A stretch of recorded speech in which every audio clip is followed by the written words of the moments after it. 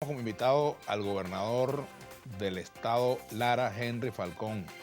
¿Cómo estás, Henry? ¿Qué tal, Vladimir? ¿Cómo te va? Bienvenido al programa. ¿Cómo va la cosa? Bueno, eso te pregunto yo a ti, que sabes más que yo. ¿Cómo van las cosas? Ahí Bueno, tú, van. tú fuiste miembro de la Asamblea Nacional Constituyente, Henry. Bueno, ahí nos conocimos, ¿no? Y en ese momento, pues había mucha expectativa con respecto a los cambios que se iban a producir en Venezuela, a los cambios políticos, a los cambios económicos, a los cambios institucionales. Tú hablaste el año pasado de la necesidad de reinstitucionalizar el país. Has hecho planteamientos en cuanto a la necesidad del diálogo. En este momento, ¿qué expectativas tienes tú El año frente al pasado y el actual año momento? Y el antepasado. año antepasado, por Claro, supuesto. fue más Mucho más dramática la situación. claro. ¿Cuál es la expectativa que tú tienes frente a lo que está pasando en Venezuela en este momento? Mira, las expectativas nuestras, Vladimir, como la que tienen la mayoría de los venezolanos, muy negativa. La crisis económica que vive Venezuela es verdaderamente agobiante, preocupante. De allí que han habido manifestaciones muy serias de diversos sectores, pero especialmente de los sectores más humildes, que no se expresan regularmente a través de cámaras y micrófonos, Vladimir, pero que todos los días buena parte de su vida la pasan en una cola para conseguir medicamentos, para conseguir comida, en una situación verdaderamente preocupante.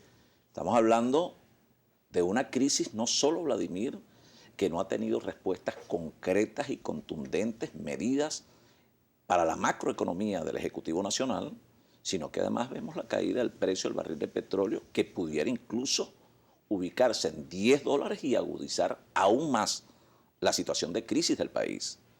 Y eso tiene que llamar a la reflexión y especialmente a la rectificación al gobierno nacional. Se convoca un diálogo. Habíamos nosotros participado en aquella propuesta de diálogo pasado. Lamentablemente, bueno, los radicalismos, los extremismos y la falta de voluntad política del gobierno prácticamente colapsó la posibilidad de diálogo, y en algunos casos sectores radicales que inciden en cada una de estas tomas de decisiones abortó el diálogo, y decisiones que se pudieron tomar en aquel momento, Vladimir, no se tomaron. Hoy la situación es mucho más compleja, requiere un mínimo de entendimiento, y el diálogo de hoy es obligante, necesario. Ahora, si la vez pasada fracasó, si la vez pasada no hubo voluntad política de parte del gobierno y tampoco hubo toda la voluntad política de parte de la oposición, ¿qué razones hay para creer o qué señales tienes tú que te permitan creer que en esta oportunidad no se va a perder el tiempo? Bueno, Vladimir, yo te voy a decir algo. ¿O no se está apostando a ganar tiempo? Mira, yo apuesto a la racionalidad, yo apuesto a la responsabilidad frente al país y frente a la historia, especialmente del gobierno. El gobierno está, o estamos los venezolanos, en una encrucijada delicada y peligrosa, Vladimir. Por un lado, la encrucijada del entendimiento y la concertación necesaria con todas las fuerzas productivas del país, con los actores de la política, para buscar de alguna manera explorar soluciones a la crisis severa que agobia a Venezuela, no solo en lo económico, lo que está ocurriendo con los grandes desequilibrios sociales que está generando la crisis económica. Y por el otro lado, Vladimir, el abismo, el hueco, la calamidad. Eso está allí presente. De manera que no es decir o criticar, no es plantear una postura hoy y después esconderse, Vladimir, para callar. Eso es irresponsable. Hoy hay que obrar en función de que se tomen los correctivos, Vladimir, para que el país pueda de verdad tomar una senda distinta a la que tenemos por delante. Hoy hay dos grupos que de alguna manera debaten la situación de crisis económica del país. La Asamblea Nacional, por una parte, evalúa, analiza el decreto de emergencia presentado por el presidente de la República, en la legitimidad que tiene de aprobarlo o no. Ahí está la Asamblea Nacional. El gobierno nacional decide por la vía de la convocatoria, especialmente de las fuerzas productivas del país, decide convocar un diálogo nacional. Los diferentes niveles de gobierno, sectores vinculados a la banca, a la petroquímica, a la construcción, al turismo, a la producción de alimentos, a la manufactura, Ahora, etcétera. si bien los problemas del país son económicos, sin una decisión política, la economía no va a marchar, porque son decisiones que la adoptan quienes tienen el poder político, tanto en la Asamblea como en Miraflores, ¿no? O tanto en Miraflores como en la Asamblea. Las decisiones políticas, bueno, son las que le abren camino también a las políticas económicas. ¿Qué pasa con ese diálogo político?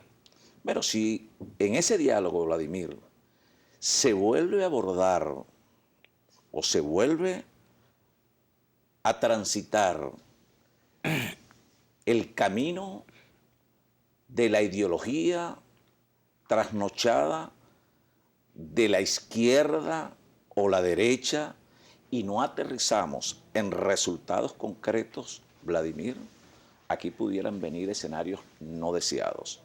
Lo cierto es que nosotros no podemos seguir viviendo, Vladimir, en la incertidumbre de un futuro incierto, porque peligra la gobernabilidad de la República y pudieran de allí desarrollarse situaciones de inestabilidad social que pueden generar violencia en la calle, cosa que nadie quiere, Vladimir, y que posteriormente se hagan irrecuperables y entremos en una fase de anarquía que de alguna manera confronte venezolanos con venezolanos. ¿Cuáles son las señales de peligro de violencia en Venezuela, en tu opinión? Bueno, las señales de violencia, Vladimir, o dialogamos o aquí podemos ir a una guerra civil. Y eso hay que decirlo con crudeza. Las condiciones de 1989 que produjeron el Caracazo, el sacudón en Venezuela, son ahora peores, más drásticas. Aquí pudiéramos tener un estallido social. ¿Alguien quiere eso para nuestro país? Nosotros no apostamos a eso. Nosotros apostamos, Vladimir, al encuentro, a la reconciliación y la paz. Pero aquí hay que tener posturas racionales, lógicas, sensatas y responsables para resolver la crisis.